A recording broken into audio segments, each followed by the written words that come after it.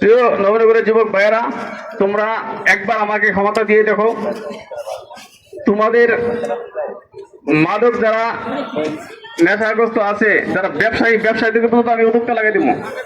এই ব্যবসা আমি করতে দিব না। তোমরা যদি আমার পাশে থাকো তাহলে এই নবীনগরে সম্ভব এটা করা।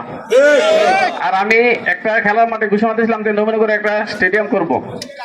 আমাদের মাঠ দুইটা আছে তৈরি, ইনশাল্লাহ। আমি তোমাদেরকে কথা দিলাম, যদি আমি এমপি নির্বাচিত হইতে পারি তাহলে এই মাঠ থেকে শুরু করবো স্টেডিয়ামের কার্যক্রম।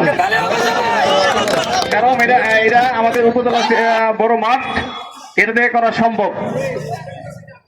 আমি তোমাদেরকে সকলকে ধন্যবাদ জানাই, এত বড় একটা খেলা আয়োজন করেছো।